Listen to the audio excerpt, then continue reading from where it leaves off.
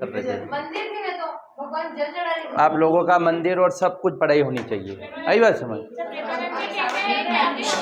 ये चला दिया, अब बंद। देखो हम क्या पढ़ रहे, सर्वोच्च न्यायालय, सर्वोच्च न्यायालय में इसकी क्या पढ़ रहे हैं हम, क्षेत्राधिकार। क्या पढ़ रहे हैं, सर्वोच्च न्यायालय के क्षेत्राधिकार क्या है, क्या है, जुरिस्डिक्शन क्या है। हम पहला क्षेत्राधिकार देख रहे थे, इसका पहला क्षेत्राधिकार कौन सा है, प्रारंभिक या मूल क्षेत्राधिकार, प्रारंभिक या मूल क्षेत्राधिकार। इसमें क्या देखे थे हम कि सुप्रीम कोर्ट का प्रारंभिक काम क्या है या ओरिजिनल जुरिडिक्शन क्या है। ओरिजिनल जुरिडिक्शन का भी पहला हम देखे थे क्या, जिसका नाम था आत्यांतिक, आत्यांतिक क्षेत्राधिकार, आत्यांतिक, या इसको इंग्लिश में अगर लिखें तो एब्सोल्यूट, एब्सोल्यूट, एब्सोल्यूट जुरिस्डिक्शन। और दूसरा हम इसका क्या देखे थे, क्या देखे थे, कनकरेंट, कनकरेंट, कनकरेंट में क्या करता है वो, 5 रीट से जारी करता है, क्या करता है, 5 रीट जारी करता है, रीट, 5 रीट। अब रीट क्या होता है, रीट मतलब होता है ऑर्डर, क्या होता है, ऑर्डर। अब ऑर्डर कौन कौन से हम 5 देख रहे थे, तो पहली रीट है आपकी कौन सी, हेबियस कॉर्पस। क्या इसका नाम, हेबियस कॉर्पस, हेबियस कॉर्पस। इसको बोला जाता है बंदी प्रत्यक्षीकरण, बंदी प्रत्यक्षीकरण। क्या है पहली का नाम, हेबियस कॉर्पस या बंदी प्रत्यक्षीकरण। इसका मतलब क्या होता है, किसी भी व्यक्ति को विद द बॉडी, बॉडी के साथ प्रेजेंट करना, कहाँ पे, कोर्ट के सामने, विद द बॉडी, तो बॉडी के साथ प्रेजेंट करना, ये देखा था। तो पहली रीट जारी ये क्यों की जाती है, for the protection of fundamental right. क्या है, फंडामेंटल राइट को बचाने के लिए, क्या है, फंडामेंटल राइट को बचाने के लिए हम क्या करते हैं, या सुप्रीम कोर्ट 5 प्रकार की रीट जारी करता है। क्या ये सुप्रीम कोर्ट का एब्सोल्यूट जुरिस्डिक्शन है, क्या नहीं है, ये कंकरेंट है, इस पे हाई कोर्ट भी रीट जारी करता है। हाई कोर्ट आर्टिकल 226 और सुप्रीम कोर्ट आर्टिकल 32। और एब्सोल्यूट का मतलब क्या होता है, केवल एक ही व्यक्ति काम करेगा, वो होता है उसको एब्सोल्यूट। तो एब्सोल्यूट में हम देखे थे कि 2 राज्यों की लड़ाई, ये सब। उसके बाद हम देख रहे हैं कंकरेंट, कंकरेंट का मतलब कोई और भी कर सकता है। तो ये रीट जारी है ना, 2 एंटिटी करती है, पहला करता है सुप्रीम कोर्ट आर्टिकल 32 और दूसरा करता है हाई कोर्ट आर्टिकल 226। अब ये रीट है ना, दोनों एक ही नाम, एक ही है हर जगह, है ना। अब पहली रीट हो गया आपकी हेबियस कॉर्पस, मतलब किसी भी व्यक्ति को शरीर के साथ कहाँ उपस्थित करना, कोर्ट के सामने, कोर्ट के सामने। अच्छा, ये किस क्यों किया जाता है, किसी व्यक्ति को डिटेन कर लिया, डिटेन का मतलब समझो बंदी कर लिया, है ना, निवारक निरोध कर दिया, कोर्ट के सामने, जज के सामने, कोर्ट के सामने, तो कोर्ट में जज बैठते हैं, ठीक है। अच्छा, हॉस्पिटल में डॉक्टर, हॉस्पिटल जाते हैं, डॉक्टर के पास जाते हैं, दोनों बोलते हैं डॉक्टर साहब के पास जा रहे हैं, ठीक। दूसरा आ रहा है आपका, दूसरी रीट है मैंडेमस, मैंडेमस। इसका नाम क्या है, परमादेश, परमादेश, परमादेश। परमादेश का मतलब क्या होता है, मैंडेट देना, मैंडेट देना मतलब डायरेक्शन देना या आदेश देना। बोलो ये आपके लिए मैंडेटरी है, मतलब बोल दिया कि आपको आदेश दे दिया। तो मैंडेमस कौन जारी करता है, सुप्रीम कोर्ट। कौन जारी करता है, सुप्रीम कोर्ट। किसे जारी करता है, ऑफिशियल्स को। किसे करता है, ऑफिशियल्स को, ऑफिशियल्स को। दैट मीन्स ऑफिशियल्स कौन होते हैं, सरकारी अधिकारी। क्या प्राइवेट व्यक्ति के साथ ये जारी हो सकता है, क्या बिल्कुल भी नहीं हो सकता। तो क्वेश्चन आएगा कि मैंडेमस में किसे एग्जम्प्ट किया गया है, तो प्राइवेट लोग इसमें शामिल नहीं होते, प्राइवेट लोग इसमें शामिल नहीं होते। मान के चले कोचिंग के खिलाफ मैंडेमस जारी नहीं हो सकता, लेकिन सरकारी स्कूल के खिलाफ मैंडेमस जारी हो सकता है। मैंने कल से बोल दिया कि लड़कियां नहीं आएगी, लड़कियां हमें शाम को रहेगा, ऐसा कर दिया। या कुछ भी बोल दिया कि लड़के नहीं आएंगे, एससी के नहीं आएंगे, जनरल के नहीं आएंगे, ब्राह्मण नहीं आएंगे, ऐसा बोल दिया, तो मेरे खिलाफ कोई मैंडेट जारी नहीं होगा, ये नहीं होगा। बाकी केस लग सकता है, पर सरकारी स्कूल में बोल दिया कि लड़कियां नहीं आएगी, उनके ऊपर क्या लगेगा, बोले ऐसा क्यों कर रहे हो आप। तो सुप्रीम कोर्ट मैंडेट देगा, आदेश देगा कि आप ऐसा नहीं कर सकते। तीसरा नाम है आपका, तीसरी रीट क्या नाम है, अधिकार पश्चात, को वारेंटो, को वारेंटो, को वारेंटो। अधिकार पश्चात, इसका नाम क्या, अधिकार पश्चालेख, अधिकार पश्चालेख, है ना। ये और ये सीक्वेंस है ना, हम जो बता रहे हैं ये सही है, जो पहले बताया था ना वो नॉर्मल बताया, लेकिन सिक्वेंशियली अगर देखें तो ये सही है। तो अधिकार पश्चालेख का मतलब क्या होता है पता है, बाय विच राइट आपने कोई पब्लिक ऑफिस होल्ड किया है। मान के चलिए आप डिप्टी कलेक्टर बन गए और पता चला कि आपने 12वीं कर रखी है, और डिप्टी कलेक्टर की स्पेलिंग भी बोलना नहीं आती आपको, लेकिन आपके पापा क्या है, मंत्री है, तो जुगाड़ करके आपको डायरेक्ट बना दिया। तो आपसे इंटरव्यू में पूछना है, बोले बताओ मध्य प्रदेश की राजधानी, बोले दिल्ली। फिर तो है ना, एक लड़की ने पटवारी में जुगाड़ कर लिया, तो कुछ नहीं आता था उसको। तो अब क्या करेगा कोर्ट, एक आदेश जारी करेगा किसके खिलाफ, जिस व्यक्ति ने वो पोस्ट होल्ड की। मान के चलिए मैं जुगाड़ से असिस्टेंट प्रोफेसर बन गया, अब पता चला मेरा नेट भी नहीं, पीएचडी भी नहीं कर रखी, मुझे सब्जेक्ट ही नहीं आता है ना, सब बोले पॉलिटिकल साइंस के फादर कौन, बोले ही ऐसे कर दी, तो मेरे खिलाफ अधिकार प्रचालक के को वारंट हो, रिट जारी हो सकती है। बोले भैया बताओ एग्जाम कब हुई थी, क्वालिफिकेशन बताओ आपकी, क्या करा, तो को वारंट हो मतलब आपने किस अधिकार से कोई पोस्ट होल्ड किया है, एग्जाम कब हुई थी, नोटिफिकेशन कब आया था, कितने नंबर आए, कैसी कैसी एग्जाम हुई, आपकी कॉपियां बताओ, ये सब। आगे बात समझ में, अवैध रूप से सरकारी पोस्ट होल्ड कर लेते उसके खिलाफ लागू होता है। तो देखो यहाँ क्या लिख रखा है मैंडेमस, देखो परमादेश का शाब्दिक अर्थ हम आदेश देते, कि हमने बताया ना भी, हम मैंडेट देना मतलब आदेश देना, हम क्या आदेश देते, इस आदेश द्वारा न्यायालय सार्वजनिक अधिकारियों, सार्वजनिक अधिकारी का मतलब क्या होता है, सरकारी अधिकारी, सार्वजनिक अधिकारी उनके निर्दिष्ट कार्य संपादन करने के लिए कहता है। निर्दिष्ट का मतलब जो उन्हें डायरेक्टेड किए गए हैं, जो उन्हें डायरेक्शन दी गई कि आपको ये काम करना है, तो उनको बोलता है कि आपको जो काम दिया गया है वो करो। आप सरकारी स्कूल में पढ़ाने का बोला है पढ़ाओ, है ना, डॉक्टर को इलाज करने को बोला है तो वो करो, है ना। और इसका उद्देश्य है कि जन अधिकारियों को उनके भी कुल मिला के ये क्यों जारी करते हैं, ताकि वो अपने पावर का मिसयूज ना करे, है ना, अपने कर्तव्यों का पालन करे, है ना। क्योंकि हमें बोल दिया कि हेलमेट लगाओ, नहीं लगा रहे, पुलिस वाले लट्ठे लेके खड़े, नहीं लगाओगे, बिल्कुल लगाओगे। आपको बोल दिया आपका मन हो तो टेस्ट लगाना, नहीं तो मत लगाना, लगाओगे आप, नहीं लगाओगे, नहीं लगाओगे। आपको बोल दिया मन हो तो आओ कोचिंग आना, कल नहीं तो मत आना, बोले ही नहीं जाए, है ना। तो ये क्या होता है, मैंडेट मतलब आदेश दे दिया कि आपको ये करना ही है, अकाउंटेबिलिटी फिक्स कर दी। अब अगला क्या है, लेकिन ये किसके खिलाफ, 3 लोगों के खिलाफ नहीं लगता है, प्राइवेट, गवर्नर एंड प्रेसिडेंट। क्यों नहीं लगता है, प्राइवेट, गवर्नर और प्रेसिडेंट नहीं, राज्यपाल पद पर रहते हुए। हमने क्या बोला, राष्ट्रपति, हमने ये नहीं बोला कि राष्ट्रपति के पद पर रहा व्यक्ति, राष्ट्रपति एक व्यक्ति नहीं, राष्ट्रपति एक पोस्ट है, पद है। तो हमने ये बोला राष्ट्रपति, तो क्वेश्चन आएगा कि मैंडेमस किसके खिलाफ जारी नहीं होता है, तो प्रेसिडेंट, गवर्नर और प्राइवेट लोगों का, है ना। एक तो प्रेसिडेंट हो गया, एक गवर्नर हो गया, और एक हो गया आपका प्रेसिडेंट हो गया, गवर्नर, प्रेसिडेंट और प्राइवेट। इन 3 लोगों के खिलाफ मैंडेमस रिट है। बिल्कुल जो यहाँ बताया उन पे नहीं होती, बाकी सब पे होती है। गवर्नर, राज्यपाल है ना, मंगूभाई छगनभाई पटेल। अब को वारंट मतलब मान के चलिए डिम्पल ने जुगाड़ करा कि 2 करोड़ रुपए दिए, डीएसपी बन गए, है ना। फिर डिम्पल को मुझे बोलो डीएसपी फुल फॉर्म बोलो, 2 करोड़ में दिए मैंने तो फिर इनके खिलाफ रीट जारी होगा, अधिकार पश्चात को वारंट हो। बोले डिम्पल जी बताओ आप कब एग्जाम दी थी, बोले एग्जाम दी थी मैंने 2028 में, बोले 2026 चल रहा अभी तो। फिर बोले अच्छा 28 में एग्जाम दी, बताओ कितने पेपर होते हैं, बोले 3, बोले 6 पेपर होते हैं इसमें तो। बोले इंटरव्यू नहीं होता, डायरेक्ट एग्जाम से होता है। बोले चलो, तो फिर बोले किस अधिकार से बैठे हो आप, है ना। अच्छा, और उसको फिर संसद क्या करती, संसद करेगी, उसकी वैधता खत्म कर सकती है, जो पोस्ट पे बैठा है ना वो पोस्ट खत्म कर सकती है। बोले नहीं आप इसके लायक नहीं हो। तब देखो अधिकार पश्चात, जब कोई व्यक्ति ऐसे पदाधिकारी के रूप में कार्य करने लगता है जिससे उस कार्य करने का वैधानिक रूप से अधिकार नहीं होता। मतलब मैं असिस्टेंट प्रोफेसर बन गया, मैंने ना तो पीएचडी कर रखी ना नेट कर रखी।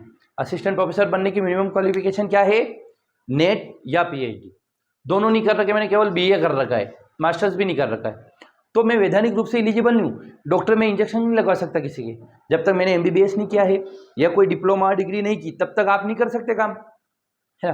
लेकिन एक काम करते हैं लोग, शिक्षक का कुछ नहीं आता ज़रा, फिर भी पढ़ाने लगते हैं, वो यूँ भी पढ़ाना, कंपटीशन की भी पढ़ाते हैं लोग, है ना।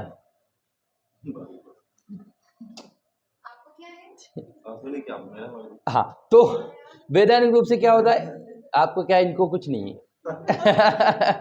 तो न्यायालय बोलेगा भैया आप किस अधिकार से बैठे हो, और उसके बाद क्या होता है, अगर वो उसका जवाब नहीं देता है, जो मंगवाया गया वो नहीं देता, उसकी मान्यता खत्म कर दे। अब अगला होता है प्रतिषेध। क्या होता है, प्रतिषेध। देखो ये रीट से एक क्वेश्चन आ सकता है, what do you mean by रीट्स, write down all 5 reads, है ना। रीड से आप क्या समझते हैं, 5 रीडों को समझाइए। 10 मार्कर में आ सकता है क्वेश्चन, है तो बहुत इंपॉर्टेंट, ठीक है। तो रीड से क्वेश्चन इंपॉर्टेंट है। हाँ, तो प्रतिषेध का मतलब होता है प्रोहिबिशन, प्रोहिबिशन। अच्छा, prohibition, this area is prohibited for smoking. क्या है ये एरिया स्मोकिंग के लिए क्या है, प्रतिबंधित है, ऐसा लिखा रहता है ना। प्रोहिबिट मतलब रोकना। रुको रुको रुको, प्रोहिबिट कौन करता है, प्रोहिबिशन कौन करता है आपका, सुप्रीम कोर्ट क्या बोलता है, निचली अदालतें। निचली अदालतें मतलब देखो हमारे यहाँ पर हायरार्की कैसे चलती है, ऐसे। हमारे यहाँ पर जुडिशरी की हायरार्की ऐसे चलती है, बोले ऐसे क्या चलती है, ऐसे। सबसे ऊपर होता है supreme court, highest body. Supreme मतलब उससे बड़ा कोई कोर्ट नहीं। सुप्रीम बॉडी कौन सी, supreme court. Another one is high court, और फिर डिस्ट्रिक्ट कोर्ट या सेशन कोर्ट। बोले हैं सेशन कोर्ट मतलब जिला व सत्र न्यायालय। रतलाम में ना कोर्ट, वो क्या है, डिस्ट्रिक्ट कोर्ट। फिर इंदौर में क्या है, हाई कोर्ट का एक ब्रांच है। जबलपुर में हाई कोर्ट की ब्रांच और ग्वालियर में हाई कोर्ट की ब्रांच। वहीं पर है जबलपुर, एमपी में डिस्ट्रिक्ट एंड सेशन कोर्ट है 55, जितने जिले उतने। सुप्रीम का मतलब क्या होता है, एक। हमने बोला इंटीग्रेटेड का मतलब क्या है, सब। देखो आपको कोई प्रॉब्लम आएगी, पहले जिले में जाएंगे, फिर राज्य में जाएंगे, फिर देश में जाएंगे। देश का एक ही कोर्ट है। इसने ऑर्डर दे दिया तो इसको मानना पड़ेगा, इसको मानना पड़ेगा। इसने ऑर्डर दे दिया तो इन दोनों को मानना ऐसा जरूरी नहीं। इसके खिलाफ आप यहाँ जा सकते, इसके खिलाफ आप यहाँ जा सकते, और इसके खिलाफ ऊपर वाले के पास जा सकते। हाई कोर्ट 28 नहीं 25 हाई कोर्ट है अभी, क्योंकि आर्टिकल 231 क्या है, a common high court more than 2 और मोर स्टेट। 2 या 2 से अधिक राज्यों के लिए एक हाई कोर्ट हो सकता है ना। 231 में लिख रहे हैं, क्वेश्चन आए थे असिस्टेंट प्रोफेसर में। तेलंगाना का है ना, उस पेपर में आया था। ठीक, मेंस के पेपर पढ़े, किसी को लेना है तो देख लेना। 231 ये अभी आया दो, और ऑप्शन दिया था 232 के तहत एक कॉमन हाई कोर्ट 2 या 2 से अधिक राज्यों के लिए हो सकता है, तो वो गलत है। नहीं, 231 के तहत होता है। ठीक, हाँ। तो हम क्या बता रहे थे आपको, जुडिशरी बता रहे थे ना। सुप्रीम कोर्ट इन दोनों कोर्ट को बोलेगा कि भैया अगर आपसे कोई काम नहीं हो रहा है तो हमें ट्रांसफर कर दो, प्रोहिबिट कर देगा। या सुप्रीम कोर्ट या high court, sorry high court और डिस्ट्रिक्ट कोर्ट ऐसा काम कर रहे हैं जो अपने, देखो इसको पढ़ो क्या लिखेगा, प्रतिषेध। यह आज्ञापत्र सर्वोच्च न्यायालय तथा उच्च न्यायालय द्वारा निम्न न्यायालय एवं अर्ध न्यायिक न्यायाधिकरण। क्वाजी जुडिशरी ट्रिब्यूनल कौन सी, एनजीटी, नेशनल ग्रीन ट्रिब्यूनल, वो क्या है, अर्ध न्यायिक शक्ति वाला है। नेशनल ह्यूमन राइट कमीशन, उसके पास अर्ध न्यायिक शक्ति है ना। Woman commission for, national commission for woman, है ना। राष्ट्रीय महिला आयोग, ये सब क्या है, अर्ध न्यायिक को जारी करते हुए आदेश दिया जाता है कि इस मामले में आपके यहाँ कार्यकारी न, कुल मिला के आप मान के चलिए कोई बहुत बड़ा केस है। क्या है, बहुत बड़ा केस है कि एक सेक्स स्कैंडल पकड़ा है, जहां पर ये क्या बोलते हैं उसको, प्रोस्टिट्यूशन का है, प्रोस्टिट्यूशन का काम होता है। वहां पर मान के लिए 1000 महिलाएं, 1000 लड़कियां ऐसी जो जिनको अगवा करके ले गए। अब महिला आयोग ने क्या करा, कार्रवाई करी। सुप्रीम कोर्ट के को पता चला, सुप्रीम कोर्ट ने बोल दिया आप ये काम मत करो, ये काम हमारा है, हम करेंगे। मतलब बड़े कोर्ट छोटे कोर्ट या छोटे क्वाजी फेडरल कोर्ट रोक सकते हैं, बोले आप ये मत करें। कुल मिला के आप काम कर रहे हो, मम्मी बोले नहीं सुबह सुबह आगे करना वरना मुझे तो मैं करूँ, ऐसे। तो सुप्रीम कोर्ट किसको बोलेगा, इन हाई कोर्ट या हाई कोर्ट किसको बोलेंगे, छोटे छोटे कोर्ट को जो इनके अंडर है, कि आप ये ना करें। यह बात समझ में आ गई। मान के चलिए आपका काम क्या है, पीएससी की तैयारी कर रहे हैं, लेकिन आपकी छोटी बहन आ गई, बोले ले दीदी मैं तेरा होमवर्क करूँ, बोले शक्ल देखी तेरी, होमवर्क या चुपचाप। सेम ऐसे सुप्रीम कोर्ट बोलेगा हमें करने दो। तो प्रोहिबिट करना मतलब रोकना। अब अगला आ रहा है नंबर 5, उत्प्रेषण। उत्प्रेषण, उत्प्रेषण मतलब सर्टोरी। क्या है, सर्टोरी है ना, इसको बोलते हैं सर्टोरिया, सर्टोरी बोलते हैं। इसका मतलब क्या होता है, अधिक जानकारी प्राप्त करना, मतलब टू सर्टिफाई। लिख लें आप, टू सर्टिफाई, इंग्लिश में बस एक ही वर्ड लिख लें, सर्टोरी का मतलब टू सर्टिफाई। अधिक जानकारी प्राप्त करना मतलब और ज्यादा सर्टिफिकेशन पाना कि क्या करें, क्या नहीं है, क्या नहीं। ठीक, ये जो सुप्रीम कोर्ट है ना, इन कोर्टों को बोलेगा कि भैया बताओ हमें और क्या क्या है।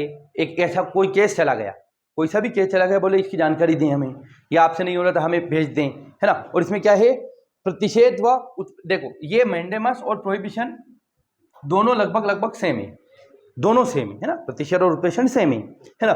दोनों उच्च न्यायालय छोटे न्यायालय को बोलता है कि आपके अधिकार क्षेत्र से बाहर आप मत करें, लेकिन इसमें डिफरेंस क्या वो देखें, है ना। तो क्या लिखा है, उत्प्रेषण व प्रतिषेध में कई बातें समान है ना।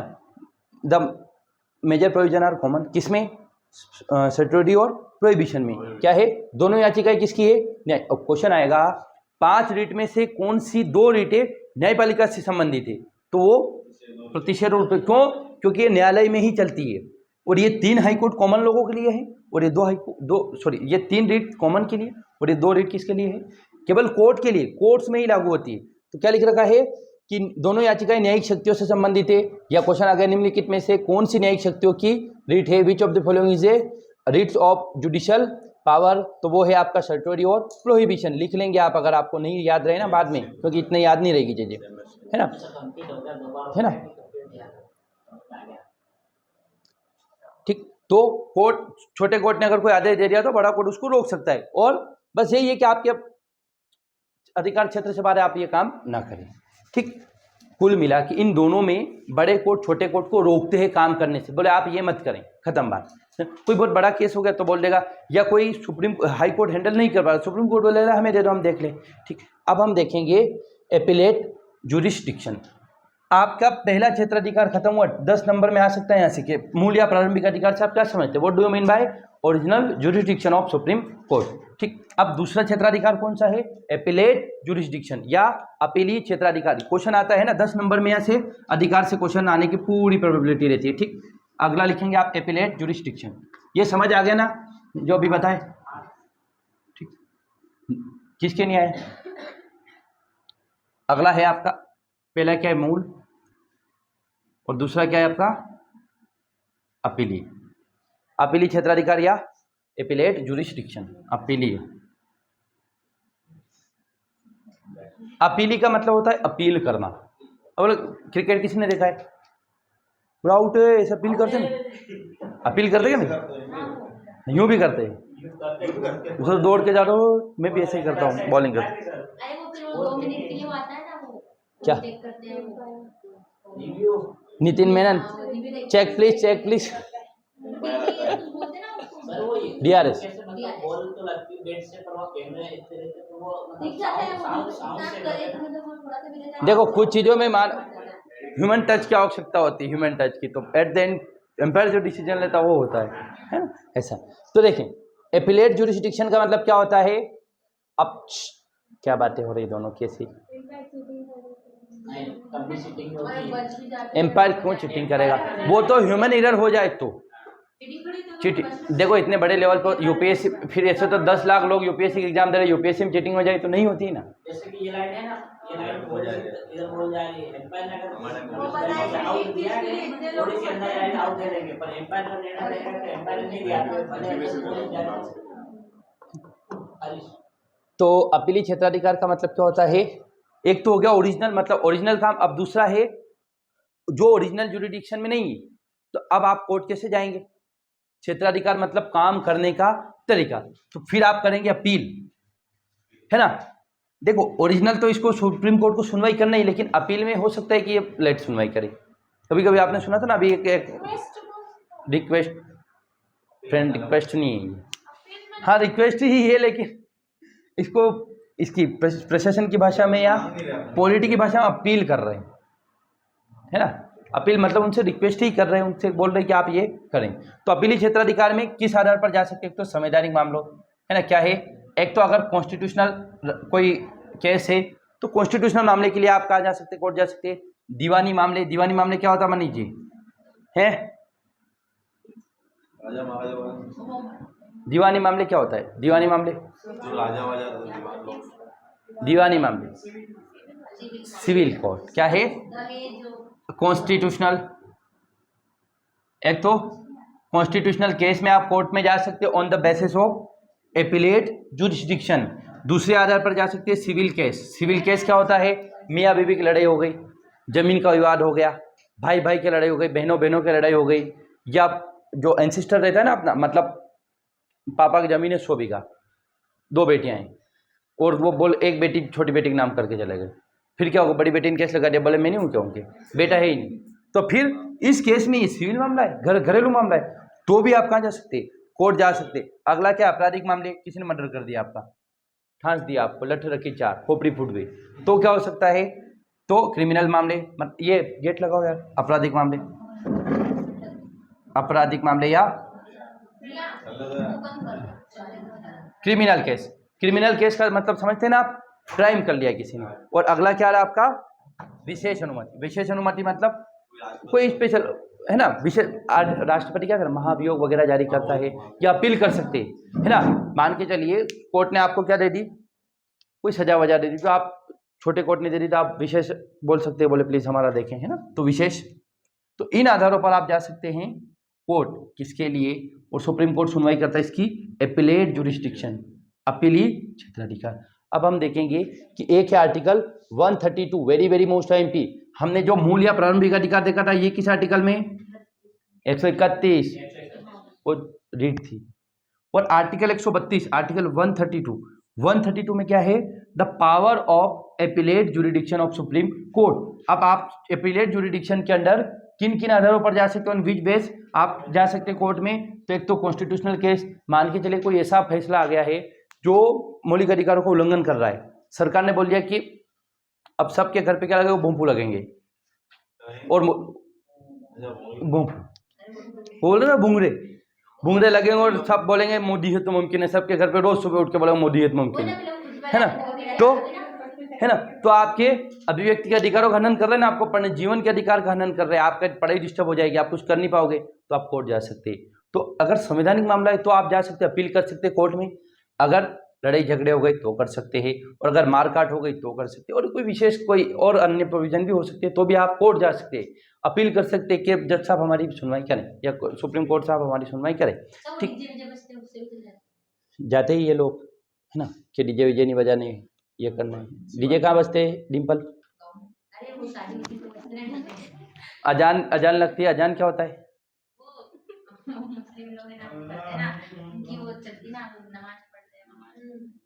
नमाज पढ़ते, अजान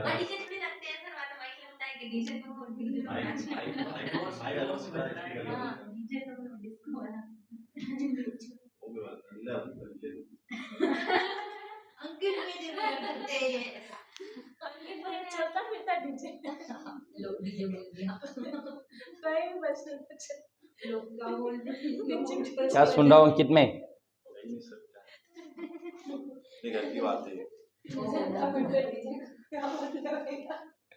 देखो आर्टिकल 132 में लिखा है कि आप कोर्ट जा सकते हैं, क्या करने के लिए, अपील करने के लिए। आप सुप्रीम कोर्ट जा सकते हैं फॉर द एपिलेट जुरिडिक्शन, या आपके राइट प्राप्त करने के लिए। तो इसमें लिख रखा है कि अगर संवैधानिक मामले हैं, संवैधानिक मामलों में अपील करने के लिए क्या कर सकते हैं, अनुच्छेद 132 के तहत आप कहाँ जा सकते हैं, उच्चतम न्यायालय में या उच्च न्यायालय में की किसी भी, कुल मिला के हाई कोर्ट नहीं, इसमें ऐसा लिखा हाई कोर्ट ने कोई फैसला दे दिया है। क्या फैसला दे दिया कि मध्य प्रदेश में लड़कियां नहीं पढ़ेगी, ऐसा फैसला दिया, तो आर्टिकल 132 के तहत लड़कियां कहाँ जा सकती है, सुप्रीम कोर्ट जा सकती है और बोल सकती है कि हमारे हाई कोर्ट ने फैसला दिया है। तो 132 के तहत हाई कोर्ट की उस फैसले को रिव्यू करेगा कौन, सुप्रीम कोर्ट, और देखेगा कि क्या ये चीज सही है या गलत है। तो यहाँ लिख रखा है, देखो संवैधानिक मामलों में अपील अनुच्छेद 132 के तहत, ये समझ आ गया आपके, समझ आए क्या, बताइए क्या मान के चलिए, जो हमारे यहाँ पर हमने बताया था ना कि सबसे ऊपर सुप्रीम कोर्ट होता है, फिर हाई कोर्ट होता है, फिर डिस्ट्रिक्ट कोर्ट होता है। तो डिस्ट्रिक्ट कोर्ट ने कोई ऐसा फैसला दे दिया है जिससे लोगों का राइट का वॉयलेशन हो रहा है, तो आप आर्टिकल 132 के तहत सुप्रीम कोर्ट में अपील कर सकते हैं कि देखिए हमारा ऐसा फैसला आ गया, क्या ये सही है या गलत है।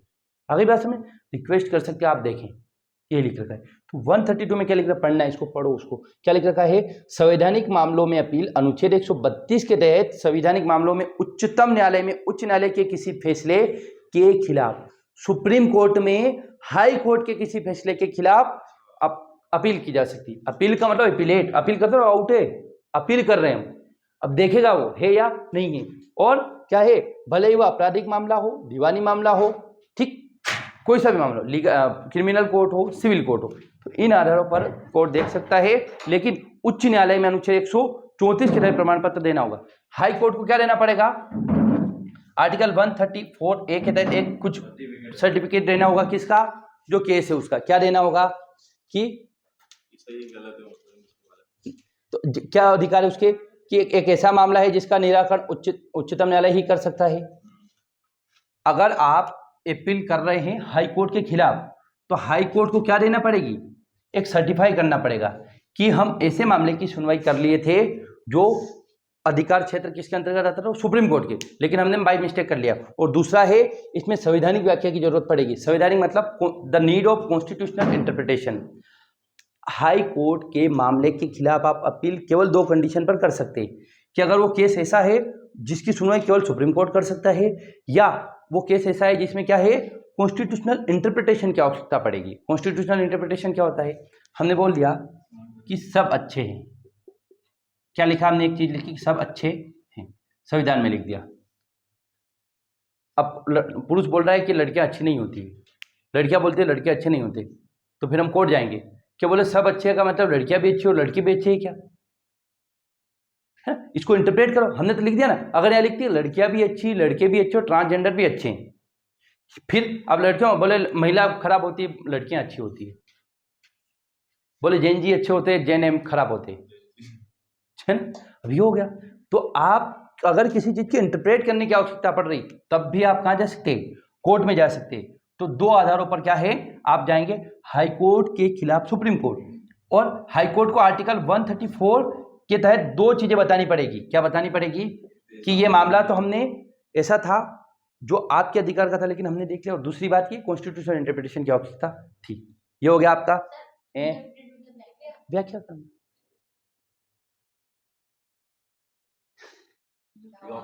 अब देखो, अब यहाँ लिखेगा ना कॉन्स्टिट्यूशनल इंटरप्रिटेशन, एक वर्ड लिखा उसका मतलब क्या होता है। क्वेश्चन आ गया संवैधानिक व्याख्या शब्द से आप क्या समझते हैं, what do you mean by constitutional interpretation.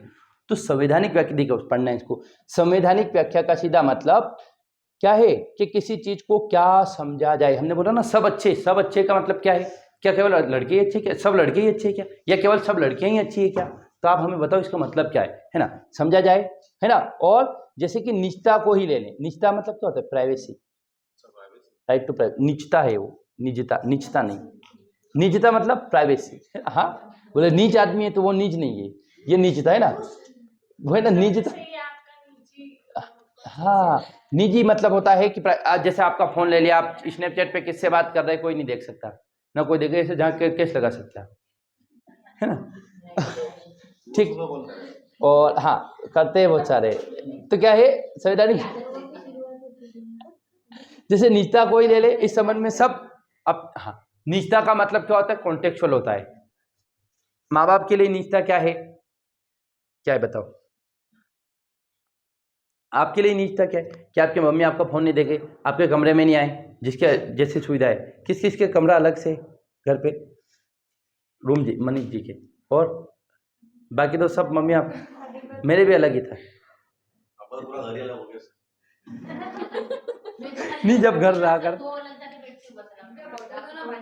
तो निजता का मतलब होता है आप अपनी प्राइवेसी में रहे।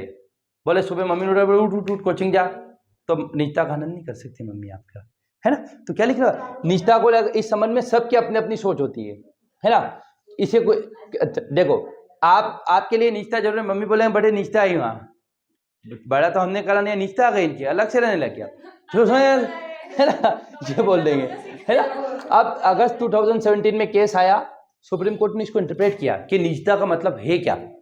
पहले निजता का मतलब कॉन्टेक्चुअल होता है, अब निजता का मतलब क्या है कि ये निजता एक मूल अधिकार है, फंडामेंटल एक राइट क्या है, एक ये निजता एक फंडामेंटल राइट है जिसमें आपके 21 जीवन का अधिकार लिखा था ना हमने। निजता का अधिकार क्या है, निजता मतलब प्राइवेसी का अधिकार, कि आप अपना फोन चलाए, किससे बात कर रहे हैं, किससे प्यार कर रहे हैं, आपका पर्सनल मैटर है।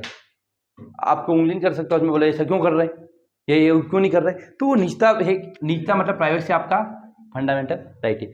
तो आगे बात समझ, संवैधानिक व्याख्या का मतलब क्या है, जिसमें कोई पेच फंसा है, जो चीज़ हमें समझ नहीं आ रही है, तो फिर सुप्रीम कोर्ट आपको समझाएगा कि निजता मतलब क्या है। तो सुप्रीम कोर्ट ने 2017 में क्या समझाया कि निजता एक मौलिक अधिकार है, निजता सभी लोगों को मिलनी चाहिए। निजता मतलब होता है प्राइवेसी, प्राइवेसी का मतलब आप जानते ही होंगे, केवल मैं बड़ी प्राइवेट हूँ, आपका अकाउंट प्राइवेट करते क्या नहीं करते, केवल आप देख सकते हैं। सेम ऐसे ही निजता आपकी खुद की पर्सनल चीज़ है वो, ठीक है, अब अगला देखेंगे। अब ऐसे मामलों में कौन सुनवाई करता है?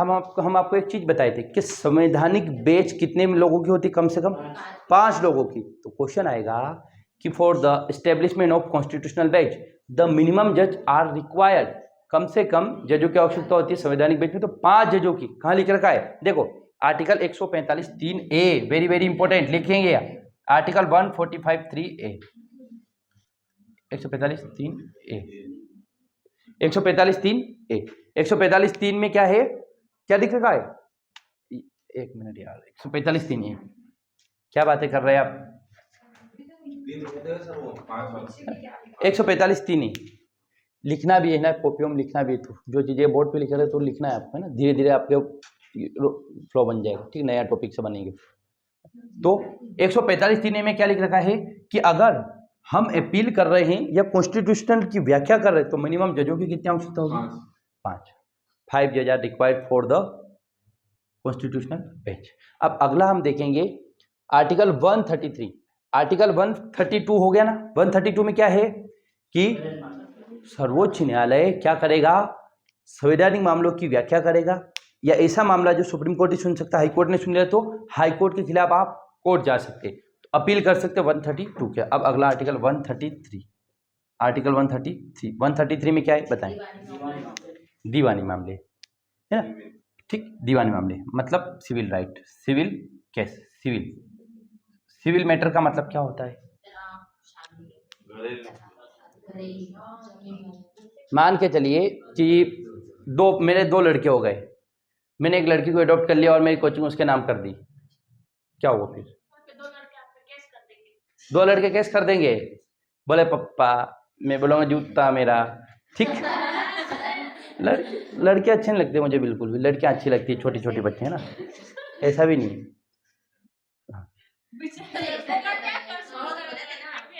मैं बायस्ड हूँ तो उसमें क्या है?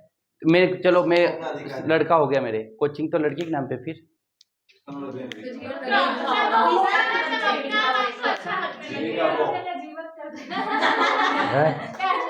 लड़के अडॉप्ट कर लूंगा, ही ऑप्शन है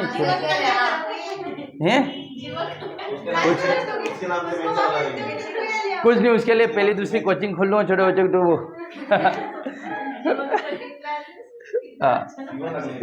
देखो दीवानी मामले मतलब गोद लेने का मामला होगा, दत्तक पुत्र का मामला होगा। मान के चले डोकरा पर मर गए, 500 बीघा जमीन है और किसी को बोल के नहीं गए कि हमारी जमीन कौन संभालेगा। जैसे बिस्लेरी है ना, बिस्लेरी बॉटल सुनी ना, जिसके नाम पर बिल्सेरी आती है, तो बिस्लेरी पानी की बॉटल 20,000 करोड़ रुपए की उसकी नेट वैल्यू थी, लेकिन उसका वारिस कोई नहीं था।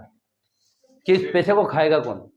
शादी भी नहीं करी बच्चे। फिर क्या हुआ? फिर कोर्ट ने तय करा, सरकार क्यों, फिर उन्होंने वो दान कर दी ना, कि बोलो इसको दान कर दो, उसको दान कर दो। जो कंपनी चली आ रही, जितने लोग काम कर रहे हो, तो फिर वो एक देखो मालिक हो गया ना। जब बहुत बड़ी लेवल पे कंपनियां हो जाती है ना, तो वहाँ पर फिर CEO होता है, MD होता है ना, उसके ऑफिसर्स होते हैं, सब अलग अलग। तो कंपनी एक व्यवस्था से चलती है, एक व्यक्ति से नहीं चलती है। ओनर मर गए तो बोले इसका ये कौन है, नहीं कर पाए ना वो। हर व्यक्ति जाने से पहले कैसे डिसाइड? टाटा जी ने बोल दिया था कि मेरा ये रहेंगे उत्तराधिकारी है ये, है ना। तो अगर दत्तक पुत्र हो गया, ये चीज हो गई, तो इस मामले में आप 133 के तहत कोर्ट जा सकते हैं। तो क्या लिख रखा है? अनुच्छेद 133 दीवानी मामलों के अपील है ना, अपील इन सिविल केसेस।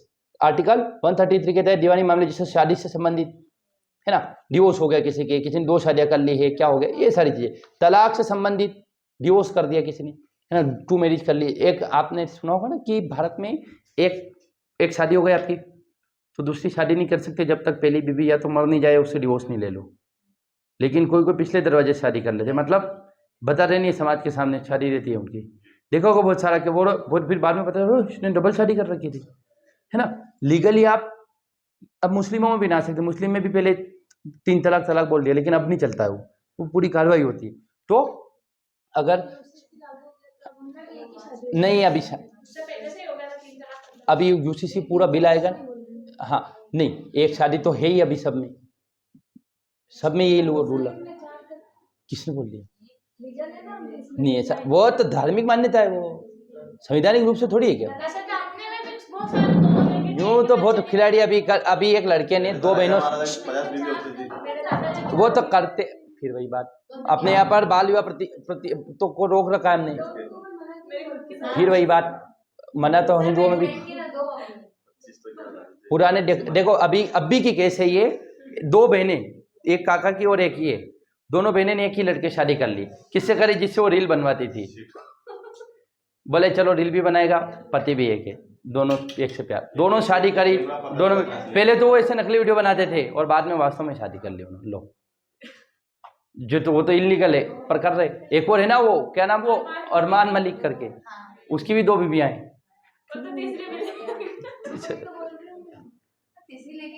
ऐसा चलता है, जुगाड़ चलता है, जुगाड़। अरे वो हीरो ने इतनी सारी चीज़ कर दी, अरे वो आमिर खान आमिर खान ने डिवोर्स के बाद देखो, तो आप एक शादी एक बीवी रहते हुए या एक बीवी से डिवोर्स होते हुए आप दूसरी शादी नहीं कर सकते। पुराने जमाने की बात अलग है, संविधान लागू हुआ उसके बाद। गाँव में तो देखो, गोद लेने संबंधित मामले कहा जा सकते हैं, उच्च न्यायालय से उच्चतम न्यायालय में अपील की जा सकती है। हाई कोर्ट ने कोई फैसला दे दिया कि इसकी संपत्ति का वारिस से रहेगा, तो आप सुप्रीम कोर्ट जा सकते हैं, बोले नहीं मुझे क्या करना है ये नहीं चाहता हूँ मैं। अब अगला हम देखेंगे क्या व्यवस्था की गई है। यहाँ भी हाई कोर्ट को बताना पड़ेगा सुप्रीम कोर्ट को कि हमने ऐसा क्यों करा। तो क्या बताना पड़ेगा कि वो एक ऐसा मामला हो जिसका निर्णय उच्चतम न्यायालय द्वारा किया जाना आवश्यक हो, और यही बात है कि संवैधानिक व्याख्या की मांग करता हो।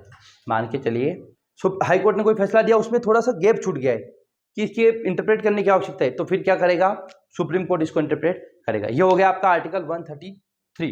अब अगला आर्टिकल 134। 134 में क्या लिख रखा है देखो, एक बार घर जाके पढ़ेंगे ना आप तो और अच्छे से समझ आएगा, है ना। 134 कितना बड़ा होड़ बचा यार ये तो है। 134 में क्या है? आपराधिक मामले। देखो ये 132, 33, 34 सेम पैटर्न पे काम कर रहे हैं कि हाई कोर्ट को 3 सर्टिफिकेशन देने पड़ेंगे। अपराध के संबंध में आप कोर्ट जा सकते हैं, सिविल राइट के संबंध में कोर्ट जा सकते हैं, और कॉन्स्टिट्यूशनल इंटरप्रिटेशन के लिए कोर्ट जा सकते हैं। तो 134 में क्या है? आपराधिक मामले। आपराधिक मामला क्या हो सकता है? क्रिमिनल केस, क्राइम कर दिया, किसी ने मार दिया, किसी को कुछ कर दिया, तो उसके लिए आप हाई कोर्ट के खिलाफ कहाँ जा सकते हैं? Supreme court. क्या बोले देखो हमारे क्या कर दिया इसने, इसका वॉयलेशन कर दिया। तो क्या लिख रखा पढ़ना है, 2 मिनट रुको ना। 134 क्या है जो 133 में हो रहा है ना, क्या हाई कोर्ट के खिलाफ आप सुप्रीम कोर्ट जा सकते हैं? तो वहाँ जा सकते हैं। सेम जो 133 में 134 में लिख रहा है। ठीक, अब जो बचा है हम कल पढ़ेंगे 136 ने 143 ने। ठीक है, ठीक, बंद।